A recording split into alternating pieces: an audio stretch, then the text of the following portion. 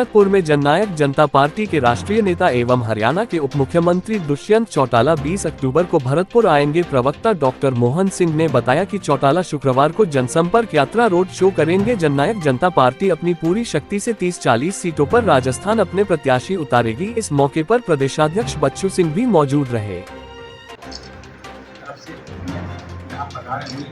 सभी हमारे TV channel, print media, social media के सभी साथियों का हार्दिक अभिनंदन करता हूं। आपने अपने महत्वपूर्ण टाइम में से निकाल के यहाँ समय दिया है।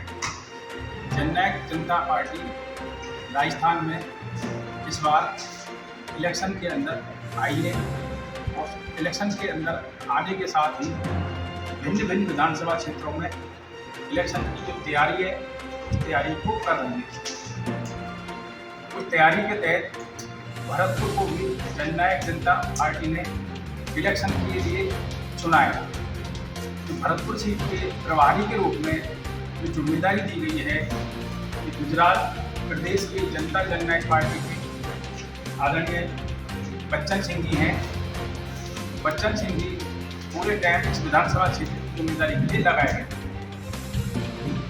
जननायक जनता पार्टी अभी 20 तारीख को एक रैली का आयोजन करने जा रही है, जिसमें जननायक जनता पार्टी के राष्ट्रीय अध्यक्ष आने की संभावना है।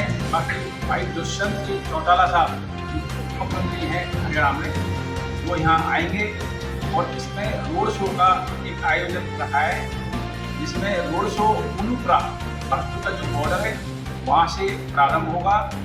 बाछरेन पर स्वागत है।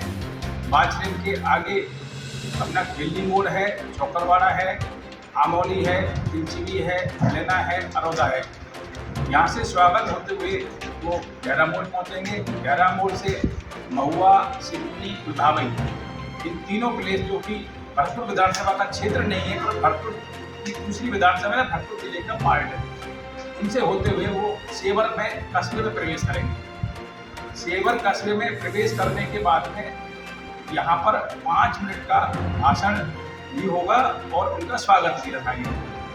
वहाँ से निकल के वो सारस चौराहे पे आएंगे। सारस चौराहे पे जो कि मैं यहाँ प्रभारी के रूप में लगाया हूँ, तो भरतपुर चूँकि लोहागढ़ रहा है, यहाँ राज रहा है और जाटों के राज की ये मात्र रियासत जो भरतपुर का जो एरिया पड़ता है पूर्वी राजस्थान में, यहाँ पर जब वो आएंगे तो उनका भव्य स्वागत पार्टी के द्वारा किया जाना है। इसकी पूरी तैयारी कर ली गई है। सारस चौराहे से उनको बग्गी के द्वारा, घोड़ा बग्गी के द्वारा अपने जो महाराजा सूरजमल जी की प्रतिमा है वहाँ तक उनको लाया जाएगा। महाराजा सूरजमल जी की प्रतिमा पर माल्यार्पण होगा। वहाँ से आगे चलेंगे, अम्बेडकर जी की प्रतिमा पर भी माल्यार्पण होना है। इसके बाद में बिजलीगढ़ चौराहा, बिजलीगढ़ चौराहे से स्वागत और भाषण के बाद में वहाँ से निकल के जाएंगे काली बगीची। काली बगीची से अपना जिला बस स्टैंड, यहाँ से उमेर गेट पे व्यापार मंडल के द्वारा स्वागत है। उसके बाद में जाएंगे red cross circle. Red cross circle पे 10 मिनट के लिए जो काफिला है उसको रोका जाएगा और 10 मिनट के लिए वो टाइम निकाल के मथुरा रोड पे राजा खेमकरण जी की प्रतिमा पर माल्यार्पण करने जाएंगे। वहाँ से वापस रेड क्रॉस सर्किल आएंगे और रेड क्रॉस सर्किल से आरबीएम हॉस्पिटल होते हुए राजा मान सिंह जी की प्रतिमा पर माल्यार्पण करेंगे।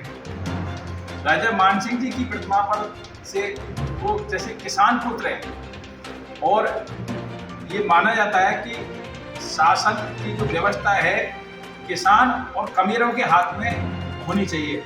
उसी को ध्यान में रखते हुए राजा मान सिंह सर्किल से सर्किट हाउस तक उनके लिए ट्रैक्टर की व्यवस्था की गई है, जिस पर वो ट्रैक्टर से एक यात्रा का संदेश देंगे और यहाँ से निकल करके वो सबकी आपकी हमारी बात करते हुए भरतपुर सीट पे जो भ्रष्टाचार का आलम आज चल रहा है, जो व्यवस्थाएं यहाँ भरतपुर में जो 6 मंत्री हैं, 6 मंत्रियों के होते हुए भी लॉ एंड ऑर्डर की पोजीशन बहुत खराब है, इन सब पर चर्चा करते हुए और हरियाणा में जो विकास कर रहे हैं या हरियाणा में जो विकास की परंपरा है उसका संदेश देते हुए बछामदी, आपके बजेरा, मुंद्रा, चिकसाना, इन गांवों में होते हुए जनसभा भी रखी गई है। और जनसभा के साथ में रोड शो का जो अंतिम हिस्सा होगा उसमें एक मीटिंग का आयोजन है, जिसमें मंच तो नहीं बनेगा पर रथ के द्वारा ये मीटिंग की जाएगी। हमारे कलाकार हैं वो भी आएंगे, वो भी 2 रथों के साथ चलेंगे। ये व्यवस्था दुष्यंत चौटाला जी की यात्रा के लिए की गई है। जनता जननायक पार्टी द्वारा राजस्थान में चुनाव का एक आगाज कर दिया है। पार्टी आज की जो परिस्थिति है उसमें एनडीए का हिस्सा है राष्ट्रीय स्तर पर, और हरियाणा में भारतीय जनता पार्टी के सहयोगी पार्टी के रूप में हम काम में हैं। भारतीय जनता पार्टी का जो सहयोग हम हरियाणा में कर रहे हैं उसके तहत में राजस्थान में अभी 2 से 3 सिटिंग मीटिंग जो राष्ट्रीय स्तर के नेता है उनकी भारतीय जनता पार्टी के साथ में अलायंस को लेके चल रही है। और उनमें जो निर्णय राष्ट्रीय स्तर का जो जनता जननायक पार्टी का राष्ट्रीय नेतृत्व लेगा उसके आधार पर आगे बढ़ने की संभावना है। और भरतपुर की सीट को भी अलायंस में पार्टी ने मांगा है, भरतपुर हेडक्वार्टर की सीट हमें अलायंस में दी जाए।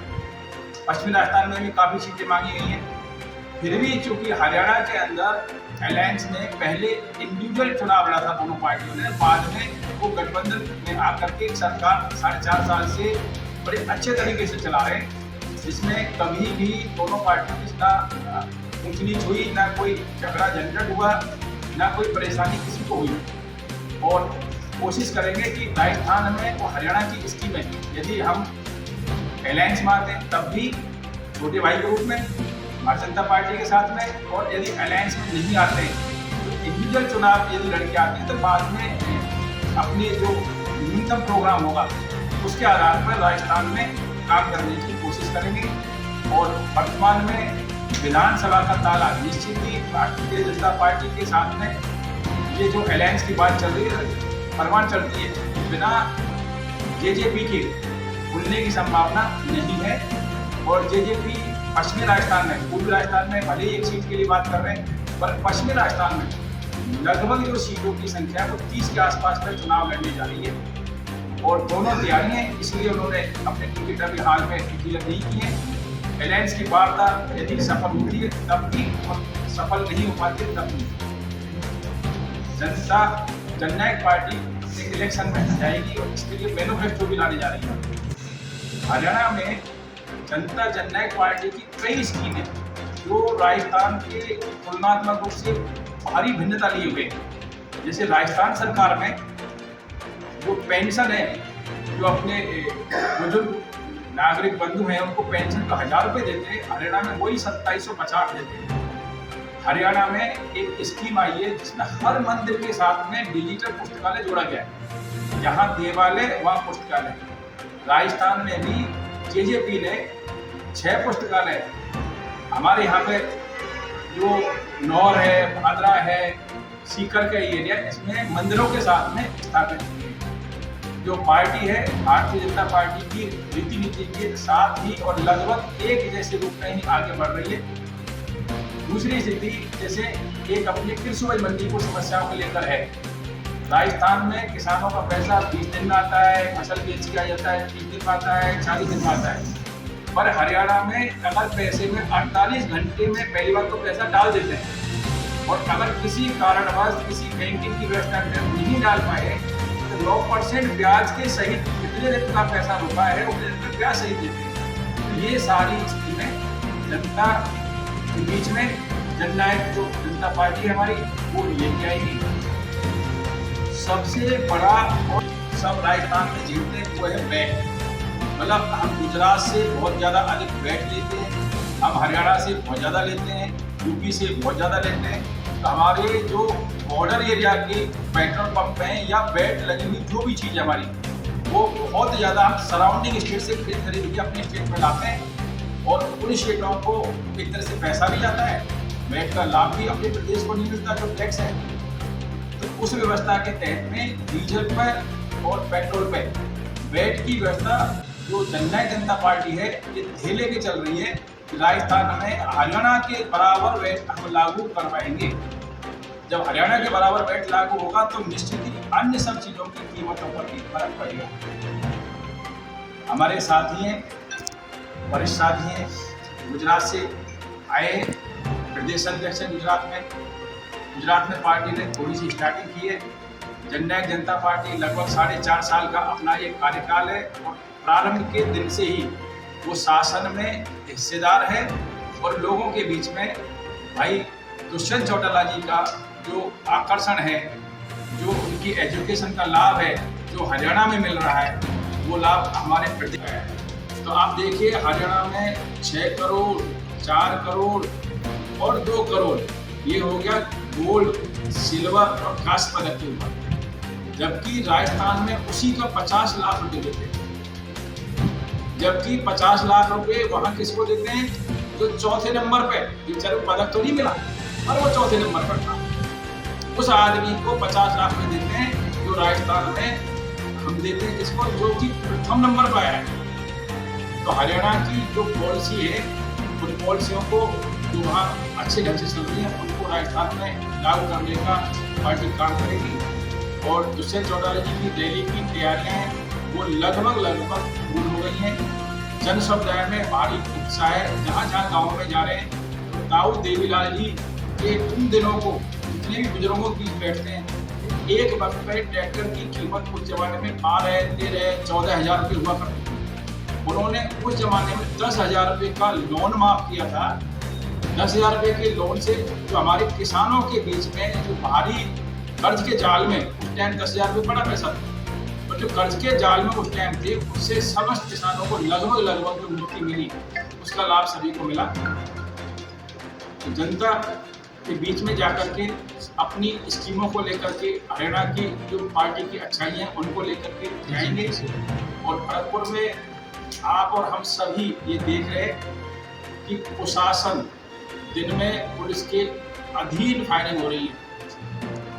रोड पर चालानी गार्ड हथियारों के साथ हैं, वहां फायरिंग हो रही है। इसके अलावा आम जन के तो पता ही नहीं है कि वो कब तक अपने घर पहुंचेगा शाम को या नहीं पहुंचेगा।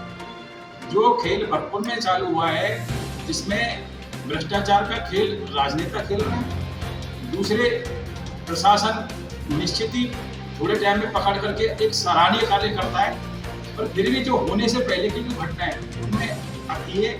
और भरतपुर के बाद में आज मैं जिला कलेक्टर साहब के पास बैठा था, वहाँ एसडीएम महोदय भी बैठी हुई थी। एक विशेष स्थिति आप देखिए, राजस्थान की 10 सबसे ज्यादा सेंसिटिव विधानसभाओं में से वो ये कह रहे थे कि भरतपुर और खामा, मतलब हम लोग अग्रणीय किसमें? सबसे खराब में, जिसमें भरतपुर विधानसभा खुद भी एक है। अगर जननायक पार्टी अपने उम्मीदवार को यहाँ लाती है और उस स्थिति में अगर चुनाव में विजय मिलती है तो निश्चित ही इन सब चीज़ों पर नियंत्रण होगा। और ये मैं विश्वास से कह सकता हूँ कि किसी भी हालत में वो भ्रष्टाचार के आतंक जो अभी वर्तमान की व्यवस्था है, जिसमें आप और हम विशेष रूप से देखें तो अगर एक व्यक्ति विधायक बन जाता है तो उसका भाई प्रधान बनेगा, छोटा भाई जिला प्रमुख बनेगा और बड़ा भाई कुछ और बन जाएगा। मतलब कोशिश क्या है, घर में अगर बच्चे 5 है ना तो सारे पद इन्हीं में दे दो, क्योंकि सारे सोर्स नियंत्रण के सरकारी फंड्स के हमें चाहिए। इस व्यवस्था के तहत में जो चल रही है चीजें वो अच्छी नहीं है। अब मैं हमारी जन संकल्प यात्रा निकली, इससे पहले भी हम 3 यात्राएं निकाल चुके हैं राजस्थान में। 19 तारीख को हमारी कोटपुतली में है, 20 तारीख को हमारी भरतपुर में। जो भरतपुर का बॉर्डर का पहला गांव में गांव का नाम ध्यान दीजिए, वहाँ से हम शुरुआत करेंगे। दुष्यंत चौटाला जी हरियाणा सरकार में मुख्यमंत्री हैं, उनके साथ उनके मंत्रिमंडल के जो साथी हमारे पार्टी के लीडर वो लोग भी आ रहे हैं। करीब